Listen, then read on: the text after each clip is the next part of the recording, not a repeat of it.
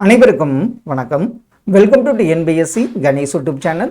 Friends, இந்த video பதிவில் பார்த்தீங்கன்னா நம்ம டெட்டுக்காக இலக்கண சிறப்பு தொடர். இப்போ பார்த்தீங்கன்னா முதல் தலைப்பாக எழுத்து இலக்கணத்தில் A to Z விளக்கத்தை என்னங்கிறத பார்க்க போகிறோம். இப்போ நம்ம பொறுத்த வரைக்கும் பார்த்தீங்கன்னா டெட் சிலபஸில் எழுத்து இலக்கணம், சொல் இலக்கணம், பொருள் இலக்கணம் அப்படின்னு 5 தலைப்புகள் கொடுத்துருப்பாங்க. அதில் எழுத்து இலக்கணத்தில் என்னென்ன முக்கியமான தலைப்புகளோ அதை நம்ம பார்த்துட்டா ரொம்ப நல்லது. இப்போ இலக்கணத்தை பொறுத்த வரைக்கும் பார்த்திங்கன்னா அப்படியே மனப்பாடம் பண்ணாமல் அதில் என்னென்ன எப்படி புரிஞ்சுக்கிட்டேன்னு நம்ம படிக்கிறப்ப அந்த இலக்கணம் முழு மதிப்பெண் நமக்கு கிடைக்கும். அதனால் இப்போ நம்ம இன்று முதல் பார்த்திங்கன்னா ஒரு இலக்கண தொடர் எடுக்கலான்னு முடிவு பண்ணி எழுத்து இலக்கணத்தை முதல் வீடியோ பதிவாக நம்ம கொடுத்துருக்கோம். இதில் பார்த்திங்கன்னா இந்த எழுத்து இலக்கணத்தில் A to Z விளக்கத்தை பார்த்துட்டு ஒரு 100 வினாக்கள் அடுத்த வீடியோ பதிவில் நம்ம பார்க்க போகிறோம். வாங்க என்னங்கிறத பார்த்துடலாம். இப்போ தமிழ் இலக்கணம் 5 வகைப்படும்னு உங்களுக்கு தெரியும். எழுத்து, சொல், பொருள், யாப்பு, அணி அப்படின்னு தமிழ் இலக்கணம் 5 வகைப்படும். எழுத்து இலக்கணம் அப்படின்னா என்ன? ஒரு மொழியை எழுத பயன்படும் குறியீடுகள் என்னென்ன இருக்குங்கிறத படிக்கிறது தான் எழுத்து இலக்கணம். அதை முக்கியமாக 2 வகையாக நம்ம பிரிக்கலாம். அதாவது முதல் எழுத்து, சார்பெழுத்து. முதல் எழுத்து, சார்பெழுத்து. முதல் எழுத்துனா என்ன? முதல் எழுத்துக்கள் நம்ம என்னென்னு பார்த்துருப்போம். வினாக்களில் பார்த்திங்கன்னா முதல் எழுத்து மொத்தம் எத்தனை வகைப்படும்? அப்போ அந்த 30னா என்னென்ன? அதில் பார்த்திங்கன்னா உயிர் 12, மெய் 18. இதில் உயிர் எழுத்து 12, மெய் 18 எழுத்து சேர்ந்த 30 எழுத்து தான் முதல் எழுத்து. அதனை சார்ந்து வரும் எழுத்துக்களை தான் நம்ம என்னென்னு சொல்லுவோம்? சார்பெழுத்துன்னு சொல்லுவோம். இதுதான் முதல்ல அடிப்படையானது. முதல் எழுத்துக்கள் மொத்தம் 30. அதை ஏன் நம்ம முதல்னு சொல்கிறோம்? ஏன்னா மற்ற எழுத்துக்கள் பிறக்கிறதுக்கு எது அடிப்படைனா இந்த முதல் எழுத்துக்கள், அந்த 30 எழுத்துக்கள் தான் மற்ற எழுத்துக்கள் பிறக்க அடிப்படை தேவை. அதனால தான் அதை என்னன்னு சொல்கிறோம்? முதல் எழுத்துக்கள். இதில் உயிர் 12, மெய் 18 எழுத்துக்கள். உயிர் 12 ஆ முதல் அவ்வரை. இதில் பார்த்திங்கன்னா குறில் எழுத்து 5, நெடில் எழுத்துக்கள் 7 இருக்கும். மொத்தம் 12 எழுத்துக்கள். அதே மாதிரி பார்த்திங்கன்னா மெய்யெழுத்துக்கள் 18, இக்கு முதல் எண்ணு வரை இந்த 18 எழுத்துக்கள். இந்த 30 எழுத்துக்கள் சேர்ந்து தான் மற்ற எழுத்துக்கள் பிறக்க காரணமாகின்றன. அதனால தான் நம்ம என்னன்னு சொல்கிறோம்? முதல் எழுத்துக்கள். இந்த மெய்யெழுத்துக்களை நம்ம வல்லினம், கசடதபர, மெல்லினம், நமன நமன, இடையினம், யரள வளலன்னு இந்த 18 எழுத்துக்களை வல்லினம், மெல்லினம், இடையினம்னு பிரிப்போம். இந்த 30 எழுத்துக்களும் தனித்து இயங்கும் ஆற்றல் கொண்டவை. இது ஒரு முக்கியமான பாயிண்ட். முதல் எழுத்துக்கள் 30மே என்னாகும்? தனித்து இயங்கும் ஆற்றல் பெற்றவையாகும். அடுத்தது பார்த்திங்கன்னா சார்பெழுத்து. முதல் எழுத்துக்களை சார்ந்து வரும் எழுத்துக்களை தான் நம்ம என்னன்னு சொல்லுவோம்? சார்பெழுத்துக்கள். சார்பெழுத்துக்கள் மொத்தம் எத்தனை வகைப்படும்? இது அடிக்கடி கேள்விகள் கேட்டிருக்காங்க. சார்பெழுத்துக்கள் மொத்தம் 10. அது என்னென்ன? உயிர்மெய், ஆயுதம், உயிரிழபடை, ஒற்றளபடை, குற்றிய லுகரம், குற்றிய லிகரம், ஐகார குறுக்கம், அவுகார குறுக்கம், மகர குறுக்கம், ஆயுத குறுக்கம்னு சார்பெழுத்துக்கள் மொத்தம் 10 வகைப்படும். இதில் பார்த்திங்கன்னா சார்பெழுத்துக்கள் 10 வகைப்படும். அவை ஒவ்வொன்றையும் இப்போ நம்ம என்னென்னங்கிறத பார்க்கலாம். உயிர்மெய், மெய்யெழுத்து 18, உயிரெழுத்து 12 சேர்ப்பதால் பிறப்பது பார்த்திங்கன்னா உயிர்மெய் எழுத்து. அதில் என்னாகும்? உயிரும் மெய்யும் சேர்ந்து உயிர்மெய் எழுத்துக்கள் பிறக்கும். இப்போ காங்கிறது எப்படி பிறக்குது? இக்கு கூட்டல் ஆ, இது சேர்ந்து தான் என்னாகும்? கா. இதே இக்கு கூட்டல் ஆன்னா நம்ம என்னன்னு சொல்லுவோம்? நெடில் எழுத்தா கான்னு பார்ப்போம். இது மாதிரி உயிர் 12, மெய் 18 இதை சேர்ந்து பிறப்பது தான் உயிர்மெய். இதனால் முக்கியமான பயன் பாருங்கள். இதன் வரி வடிவம் மெய்யெழுத்தை போல இருக்கும், ஒலிக்கும் கால அளவு உயிரெழுத்தை போல இருக்கும். இது அடிக்கடி கேட்டிருக்காங்க. அதாவது உயிர் மெய்யெழுத்தோட வரி வடிவம், எழுத்து வடிவம் எதை போல இருக்கும்னு பார்த்தீங்கன்னா மெய்யெழுத்தை போல இருக்கும். அதனுடைய ஒலிக்கும் கால அளவு என்னமா இருக்கும்? உயிரெழுத்தை போல இருக்கும். அடுத்தது ஆயுதம். ஆயுத எழுத்து தனக்கு முன் ஒரு குறிலையும் பின் ஒரு வல்லின உயிர்மெய் எழுத்தையும் பெற்று சொல்லின் இடையில் மட்டுமே வரும் ஆயுத எழுத்து. இது ஒரு முக்கியமான பாயிண்ட். இதில் உதாரணம் பாருங்கள். அஃது, எக்கு இது தனித்து இயங்காது. அதனால் இதற்கு தனிநிலை, முப்பார் புள்ளி அப்படின்னு பெயர்கள் உண்டு. அது என்னென்னங்கிறத பார்ப்போம். அப்போ ஆயுத எழுத்தின் மற்றொரு பெயர் தனிநிலை. இதுக்கு முன்னாடி ஒரு குறில் வரும், பின்னாடி பார்த்தீங்கன்னா ஒரு வல்லின உயிர்மெய் எழுத்தை பெற்று சொல்லின் இடையில் மட்டுமே வரும் ஆயுத எழுத்து.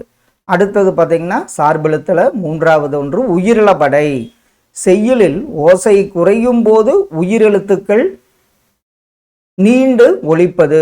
அப்போ உயிரெழுத்துக்கள்னா அதில் நெடில் எழுத்துக்கள் 7 மட்டுமே நீண்டு ஒலிக்கும். செய்யுளில் ஓசை குறையும் போது உயிரெழுத்துக்கள் நீண்டு ஒலிப்பது.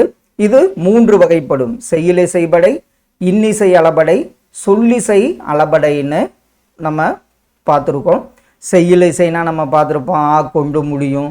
இன்னிசை ஊ, சொல்லிசை ஈ, இதெல்லாம் வந்து நம்ம ஷார்ட்கட்டாக பல தடவை பார்த்துருப்போம். செய்யுளில் ஓசை குறையும் போது உயிரெழுத்துக்கள் நீண்டு ஒலிப்பது உயிரிழபடை. ஒற்றளபடை, ஓசை குறையும் போது மெய்யெழுத்துக்கள் அளபெடுப்பது. உயிரிழபடையில் நெடில் எழுத்துக்கள் அளபெடுக்கும். ஒற்றளபடையில் என்னாகும், இந்த 11 எழுத்துக்களும் அளபெடுக்கும். அது என்னென்ன, கா, ஞா, இன்னு, இன்னு, இம்மு, இன்னு, இவ்வு, இய்யு, இல்லு மற்றும் ஆயுத எழுத்து அக்கு. இந்த 11 எழுத்துக்களும் பார்த்திங்கன்னா ஒற்றளபடையில் அளபெடுக்கும். எத்தனை எழுத்துக்கள் ஒற்றளபடையில் அளபெடுக்கும் கேள்விகள் கேட்டிருக்காங்க. 11 எழுத்துக்களாகும். அடுத்த ஒன்று பாருங்க, குற்றியல் உகரம். இதை எப்படி பிரிக்கலாம், குறுமை கூட்டல் இயல் கூட்டல் உகரம். சொல்லின் இறுதியில் வரும் குசுடு துபுரு ஆகிய வல்லின உகரங்கள் தனக்குரிய ஒரு மாத்திரையிலிருந்து அரை மாத்திரையாக குறைந்து ஒலிக்கும். ஒன்றிலிருந்து என்னாகும், அது அரை மாத்திரையாக குறைந்து ஒலிக்கும். அதனால தான் இதற்கு குற்றிய லுகரம், உகரம் வந்து குற்றிய லுகரம். இது 6 வகைப்படும். நெடில் தொடர், ஆயுதத்தொடர், உயிர்த்தொடர், வன்தொடர், மென்தொடர், இடைத்தொடர் குற்றிய லுகரம்னு 6 வகைப்படும். இந்த 6 வகையை இந்த சொல்லின் இறுதியில் வரும் குசுடு துபுரு ஆகிய எழுத்துக்கு முன்னால் என்ன எழுத்து இருக்கிறது என்பதை வைத்து இந்த 6 வகைகளும் பிரிக்கப்படுகின்றன. இப்போ வந்து பார்த்தீங்கன்னா நெடில் தொடர் குற்றியல் உகரம், தனி நெடில் எழுத்தை தொடர்ந்து வரும் குற்றியல் உகரம். இது வந்து எப்போவுமே பார்த்தீங்கன்னா முக்கியமான பாயிண்ட்டு. ஈரெழுத்து சொற்களாக மட்டும் நெடில் தொடர் குற்றியல் உகரம் வரும். உதாரணம் பாருங்க, பாடு, காசு, ஆடு. இதில் இந்த குசுடு துபுரில் இதில் ஃபஸ்ட்டு இதில் பாடுக்கு 2 வந்திருக்கு, இதில் சூ வந்திருக்கு, 3வது ஆடுக்கு வந்து பார்த்திங்கன்னா 2 வந்திருக்கு. இதற்கு முன்னாடி என்ன எழுத்து வருது, இதில் நெடில் எழுத்து வந்திருக்கு. அதனால் இதை வந்து நெடில் தொடர் குற்றியல் உகரம்னு சொல்லுவோம். நெடில் தொடர் குற்றியல் உகரம் எப்போவுமே ஈரெழுத்து சொற்களாக மட்டும் வரும். இதில் பாடுங்கிறது பா நெடில் எழுத்து, அதை தொடர்ந்து 2 வந்துள்ளது. அதனால் இது என்னன்னு சொல்லுவோம், நெடில் தொடர் குற்றியல் உகரம். அடுத்தது ஆயுத தொடர் குற்றியல் உகரம். ஆயுத எழுத்தை தொடர்ந்து வரும் குற்றியல் உகரம். இதற்கு உதாரணம் எஃகு, அஃது, எக்கு, அஃது. இதெல்லாம் வந்து பார்த்திங்கன்னா ஆயுத தொடர் குற்றியல் உகரம். இதில் எக்கு அப்படிங்கிறது கூ வந்திருக்கு. அதற்கு முன்னாடி ஆயுதம் வந்ததுனால ஆயுத தொடர்.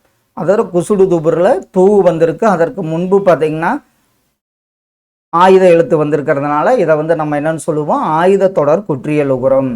அடுத்த ஒன்று பாருங்க, உயிர் தொடர் குற்றியல் உகரம்.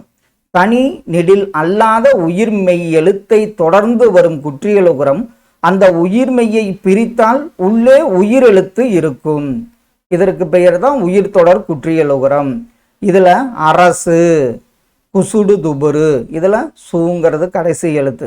இதில் ரா என்பதை பிரித்தால் இப்போ உங்களுக்கு புரிகிற மாதிரி அரசு, இதில் குசுடு துபுரில் சூ வந்துருச்சு. இந்த ராங்கிறத பிரித்தா என்னாகும், நம்ம ராங்கிற எழுத்து எப்படி கிடைச்சிருக்கும், இரு கூட்டல் ஆ, அதுதான் வந்து ரான்னு மாறிச்சு. அப்போது இது என்னாகும், ஆ என்ற உயிரெழுத்தை தொடர்ந்து சூ வருவதால் இது வந்து உயிர் தொடர் குற்றியல் உகரம். 9 இதை வந்து தூங்கிறது கடைசி குசுடு துபுரில். பாவை வந்து நம்ம எப்படி பிரிக்கலாம், இப் கூட்டல் ஆன்னு பிரிக்கலாம்.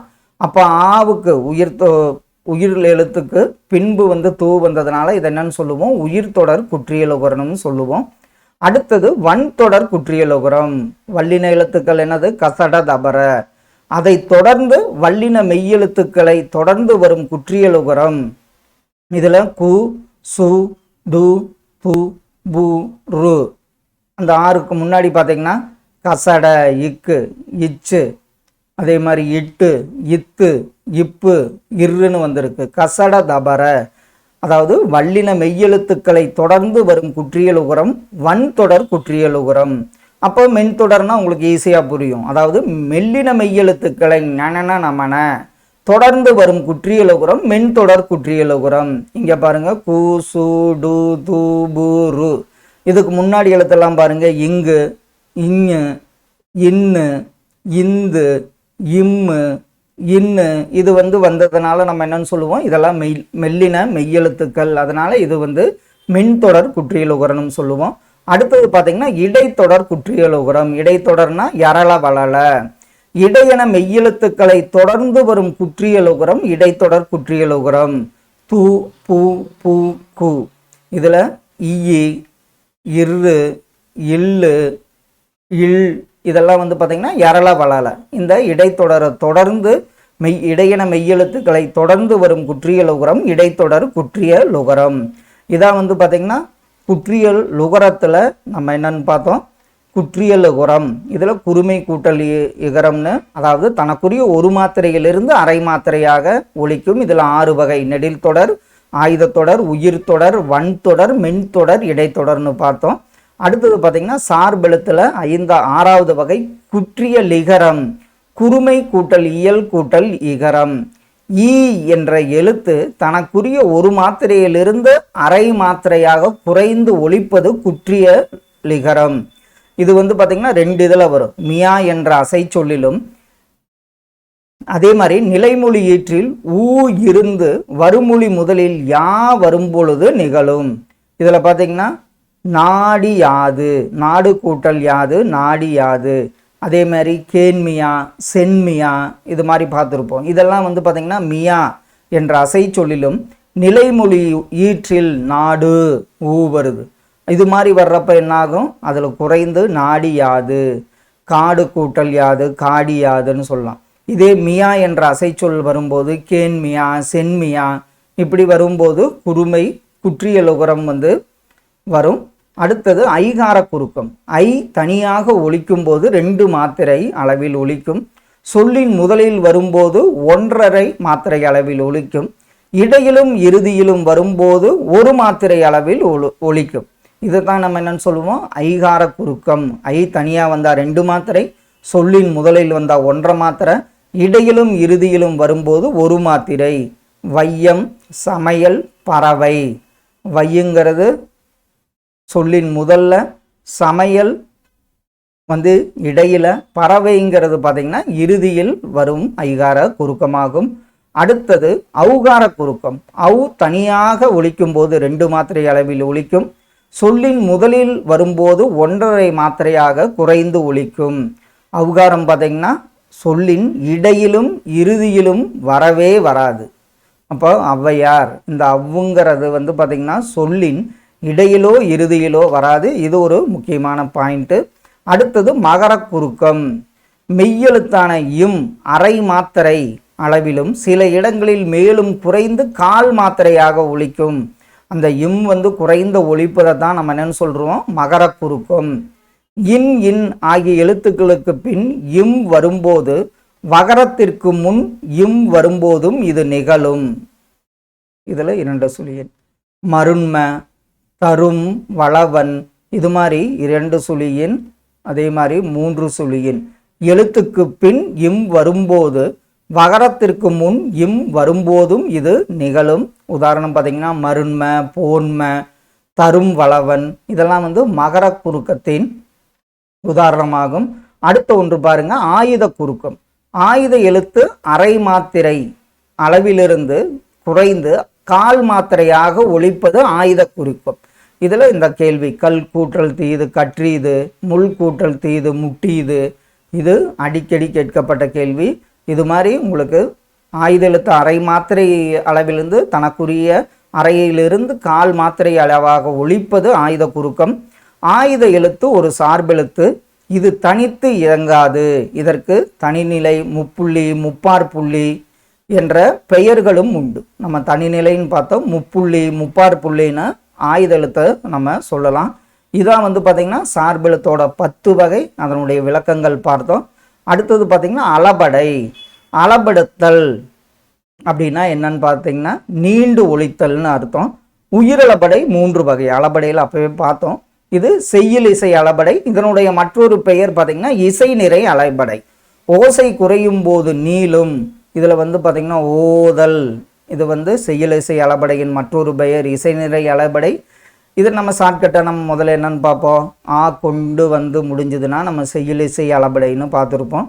இன்னிசை ஓசை குறையாத போதும் இனிய ஓசைக்காக நீளும். கெடுப்பதும் கொடுப்பதும் அப்படின்னு ஊ கொண்டு முடிஞ்சா நம்ம இன்னிசைன்னு பார்த்துருப்போம். சொல்லிசை ஒரு பெயர் சொல் வினையச்சமா மாறும். நசை விரும்பி, நசையி விரும்பி, அது மாதிரி ஈ கொண்டு முடிஞ்சா அதை நம்ம சொல்லிசைன்னு பார்த்துருப்போம். இதில் வந்து செய்யுளிசை, இன்னிசை, சொல்லிசைன்னு உயிரிழப்படை 3 வகைப்படும். அடுத்தது பார்த்தீங்கன்னா உங்களுக்கு ஒற்றளப்படை. மெய்யெழுத்துக்கள் நீண்டு ஒலிப்பது. இதில் பார்த்தோம் ஒற்றளப்படை 11 எழுத்துக்கள் வந்து நீண்டு ஒலிக்கும். இது வந்து பார்த்திங்கன்னா அளபடையில் உயிரிழப்படை. அடுத்தது ஒற்றளப்படை என்னங்கிறத பார்த்தோம். அடுத்தது குறுக்கம். தன் மாத்திரை அளவிலிருந்து குறைந்து ஒலிப்பதற்கு பெயர் குறுக்கம். இதில் ஐகார குறுக்கம். ஐ தனியாக இருந்தால் 2 மாத்திரை, சொல்லின் முதலில் வந்தால் 1 மாத்திரை, இடையிலும் இறுதியில் 1 மாத்திரையாக குறையும். அதே ஔகார குறுக்கம். சொல்லின் முதலில் மட்டும்தான் வரும், 1.5 மாத்திரை அளவில், இடையிலும் இறுதியிலும் வரவே வராது ஔகார குறுக்கம். அதே மாதிரி பார்த்தீங்கன்னா மகர குறுக்கம். அரை மாத்திரையிலிருந்து காலாக குறையும். போன்மை, மருண்மை. அதே மாதிரி ஆயுத குறுக்கம் பார்த்தா அரை மாத்திரையிலிருந்து கால் மாத்திரையாக குறையும். கல் கூட்டல் தீது, கற்றீது அப்படின்னு பிரியும். அடுத்தது பார்த்திங்கன்னா நம்ம எழுத்திலக்கணத்தில் சுட்டு எழுத்துக்கள். ஒன்றை சுட்டிக்காட்ட வரும் எழுத்துக்கள் சுட்டெழுத்துக்கள். இதில் 3 சுட்டெழுத்துக்கள் இருக்குது. இதில் ஊங்கிறது இப்போது தற்பொழுது பயன்பாட்டில் இல்லைங்கிறது முக்கியமான பாயிண்டாக நோட் பண்ணி வைங்க. சுட்டெழுத்துக்கள். சுட்டெழுத்தை நீக்கினால் பொருள் தராது. அதைத்தான் நம்ம என்னன்னு சொல்லுவோம், அகச்சுட்டு. அவன் அது. இதை ஆவ நீக்கிட்டா வன்னு, அதே மாதிரி ஆவக்கு நீக்கிட்டா தூ அப்படிங்கிறது பொருள் தராது. அதனால சுட்டெழுத்தை நீக்கினால் பொருள் தராதது அகச்சுட்டு. சுட்டெழுத்தை நீக்கினாலும் பொருள் தரும் அவ்வானம். ஆவ நீக்கிட்டா என்ன ஆகும், ஆ கூட்டல் வானம். இதுலனா வானம்ங்கிறது பொருள்படும். இதனாலே சுட்டெழுத்தை நீக்கினாலும் பொருள் தருவது புறச்சுட்டு. அண்மை சுட்டு. அருகில் அண்மை சுட்டு எழுத்து எதுன்னு கேட்டிருக்காங்க. ஈங்கிறதா அண்மை சுட்டு எழுத்து. அருகில் இருப்பவை. இப்போ இதில் வந்து பார்த்தீங்கன்னா இவன் அப்படிங்கிறது அண்மை சுட்டுக்கு உதாரணம். சேய்மை சுட்டு. அண்மைக்கு ஆப்போசிட் என்ன வரும், சேய்மை. தொலைவில் இருப்பது. அப்போ சேய்மை சுட்டெழுத்து எதுன்னா ஆங்கிறது தான் சேய்மை சுட்டெழுத்து. அவன். சுட்டு திரிபு. இப்போ ஆ ஈங்கிறது அந்த இந்த என மாறி வருவதைத்தான் நம்ம என்னன்னு சொல்லுவோம், சுட்டு திரிபு. ஆ ஈ அப்படிங்கிறது அந்த இந்த அப்படின்னு மாறி வந்தால் அதை என்னன்னு சொல்லுவோம், சுட்டு திரிபு என்று அழைப்போம். அடுத்தது வினா எழுத்துக்கள். வினா பொருளை தரும் எழுத்துக்கள் வினா எழுத்துக்கள். அதில் மொத்தம் எத்தனை வினா எழுத்துக்கள் இருக்குன்னு கேள்விகள் கேட்டிருக்காங்க. 5 எழுத்துக்கள். ஏ, யா, ஆ, ஓ, ஏ. இது 5ம் வந்து பார்த்தீங்கன்னா வினா எழுத்துக்கள், வினா எழுத்துக்கள் ஆகும். இதில் முதலில் வருபவை என்ன, இறுதியில் வருபவை என்ன, முதலில் இறுதியில் வருவது என்ன, அடிக்கடி கேள்விகள் கேட்டிருக்காங்க. ஏ, யா முதலில் வரும் வினா எழுத்து. எங்கு, யாருக்கு. அதே மாதிரி இறுதியில் வருபவை ஆ, ஓ, அவனா, அவனோ. இது மாதிரி வர்ற எழுத்துக்கள் ஆவும் ஓவும் இறுதியில் வரும் வினா எழுத்து. முதலிலும் இறுதியிலும் வருவது ஏ அப்படிங்கிறது முதல்லையும் வரும் இறுதியிலும் வரும். ஏன், அவனே அப்படிங்கிறது ஏங்கிற வினா எழுத்து முதல்ல இறுதியிலும் வரும். அப்போ முதலில் வருபவை ஏ மற்றும் யா, இறுதியில் வருபவை ஆ மற்றும் ஓ. முதலிலும் இறுதியிலும் வருவது ஏங்கிற வினா எழுத்து ஆகும். இதில் அகவினா புறவினான் இருக்கு. அதே மாதிரி தான் நீக்கினால் பொருள் தராது. இப்போ எதுங்கிறது உதாரணத்தை ஏவ நீக்கிட்டால் தூங்கிறது பொருள் தராது, அதான் அகவினா. இதில் வினா எழுத்தை நீக்கினாலும் பொருள் தரும். எப்பொருள். இதில் ஏங்கிறது நீக்கினாலும் பொருள்ங்கிறது உங்களுக்கு ஒரு பொருளை தரும். அதனால இதை வந்து நம்ம என்னன்னு சொல்லுவோம், புறவினா. அடுத்தது பார்த்திங்கன்னா உங்களுக்கு எழுத்துக்களின் பிறப்பு. இதுவும் பார்த்திங்கன்னா எழுத்து இலக்கணத்தில் நம்ம தெரிஞ்சுக்கணும். எழுத்துக்கள் சும்மா பிறப்பதில்லை. இதற்கு இடம், முயற்சி என 2 காரணங்கள் உண்டு. அதைத்தான் என்னன்னு சொல்லுவோம், இடப்பிறப்பு முயற்சி பிறப்பு. உயிரெழுத்துக்கள் 12 எங்கே பிறக்கிறது? கழுத்தை இடமாக கொண்டு பிறக்கிறது. வல்லினம் கசட தபர எங்கேன்னு பார்த்தீங்கன்னா மார்பு வலிமையானது மார்பில் பிறக்கிறது. அடுத்தது பார்த்தீங்கன்னா மெல்லினம் நமன நமன, இது நம்ம சொல்கிறப்பே தெரியும், மூக்கிலிருந்து பிறக்கும் எழுத்து. இடையினம் யரள வளல, இது கழுத்திலிருந்து பிறக்கும் எழுத்து. ஆயுத எழுத்து தலை, இது ரொம்ப முக்கியம். அதில் பார்த்தீங்கன்னா அடிக்கடி கேட்டிருக்காங்க. அப்போ இதில் கேள்விகள், உயிரெழுத்து 12 எங்கே பிறக்கிறது? கழுத்தில். வல்லினம் கசட தபர, இது மார்பிலிருந்து பிறக்கிறது. மெல்லினம் நனமன நமன, மூக்கிலிருந்து பிறக்கிறது. இடையனம் யரள வளல, கழுத்திலிருந்து பிறக்கிறது. ஆயுத எழுத்து தலையிலிருந்து பிறக்கும் எழுத்து. இது ரொம்ப முக்கியமான தலைப்பு. அடுத்தது முயற்சி பிறப்பு. இது நம்ம ஒரு 9th 10th நினைக்கிறேன், உங்களுக்கு ஒரு டயக்ராமே கொடுத்து இதழ், நாக்கு, பல், அன்னம் இவை ஒன்றோடு ஒன்று பொருந்துவதால் பிறப்பது முயற்சி பிறப்பு. இப்போ பார்த்தீங்கன்னா இப்பு இம்மு, இதழ்கள் இரண்டும் ஒட்டுவதால் பிறக்கும். இதில் நம்ம கேள்விகள், மேல்வாய் எண்ணெய் நாக்கு தொடுவதால் பிறக்கும் எழுத்து என்ன? ஊ அப்படின்னா எப்படி பிறக்கும்? இது மாதிரி இந்த முயற்சி பிறப்புலையுமே அடிக்கடி கேள்விகள் கேட்டிருக்காங்க. அடுத்தது பார்த்தீங்கன்னா மொழி முதல் இறுதி எழுத்துக்கள். எல்லா எழுத்துக்களும் ஒரு சொல்லின் தொடக்கத்திலோ முடிவிலோ வந்துவிட முடியாது.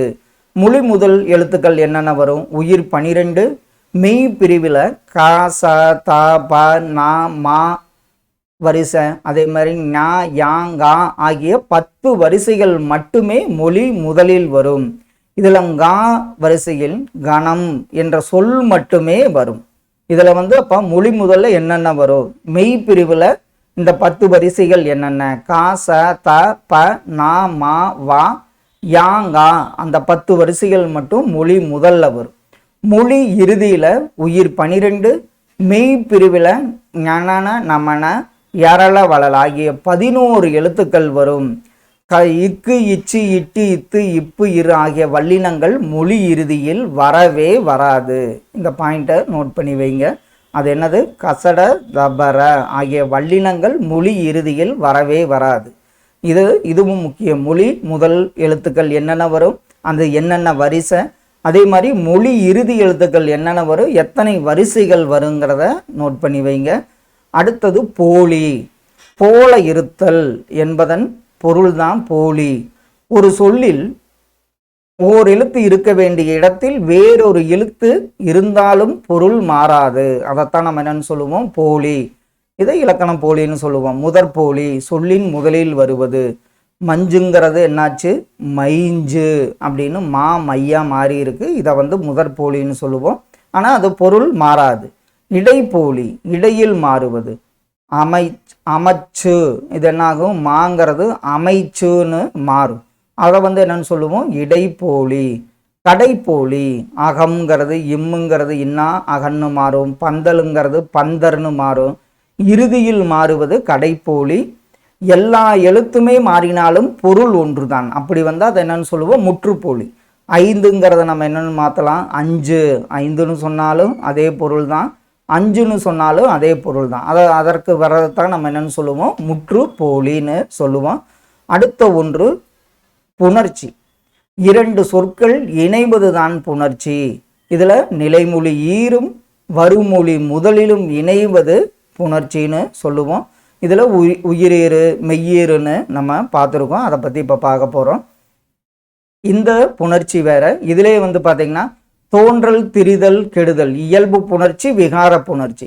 இதில் 2 சொற்கள் இணையும் போது ஏற்படும் புணர்ச்சியை தான் பார்ப்போம். அந்த தோன்றல், திரிதல், கெடுதல்ல 2 சொற்கள் இணைஞ்சு என்னவா மாறுதுன்னு சொல்கிறது, அது வேற புணர்ச்சி வகையில் வரும். இதில் பார்த்தீங்கன்னா நிலைமொழி ஈரும் வருமொழி முதலிலும் இணைவது புணர்ச்சி. இதில் உயிரீறு மெய்யீறு. நிலைமொழி இறுதியில் உயிர் வந்ததுன்னா, அதாவது மணி கூட்டல் அடி, இதில் நிலைமொழி ஈரில் நீ, இதை நம்ம ஈன்னு முடிகிறதுனால உயிரீருன்னு சொல்லுவோம். நிலைமொழி இறுதியில் மெய் வந்தா நிலைமொழி பொன், இது நிலைமொழி வளையல்ங்கிறது வருமொழி. இதில் பொண்ணுன்னு வந்தால் இதை மெய்யீருன்னு சொல்லுவோம். இதேபோல் வருமொழி முதலில் உயிர் அல்லது மெய் வருவதை பொறுத்து இதை வந்து நம்ம என்னன்னு பிரிப்போம், 4 வகையாக பிரிப்போம். அந்த 4 முக்கிய வகைகள் சந்திப்பு அடிப்படையில் நிலைமொழியின் கடைசி எழுத்தையும் வருமொழியின் முதல் எழுத்தையும் கவனித்தால் இந்த பிரிவுகள் வரும். இதில் வந்து பார்த்திங்கன்னா உயிர் முதல் வகை, நிலைமொழி இறுதியில் உயிர், வருமொழி முதலில் உயிர். இதில் மணி அடி, இதில் நீங்கிறத நம்ம இன் கூட்டல் ஈன்னு பிரிப்போம். அடி இதுவும் வந்து உயிர் வருது, அப்போ இது மணி அடின்னு மாறும். பிரித்து காட்டுதல், இதில் என்னாகும், மணிங்கிறது இன் கூட்டல் ஈன்னு பிரிப்போம்.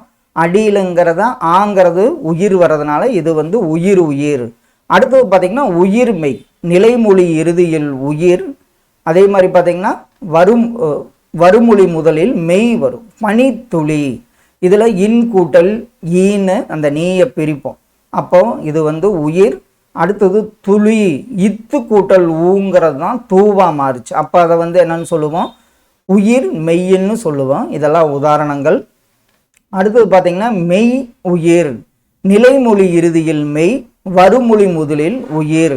இதில் வந்து பார்த்திங்கன்னா இல் அப்படிங்கிறது பார்த்திங்கன்னா நிலைமொழி இறுதியில் இல் வந்திருக்கு, மெய்.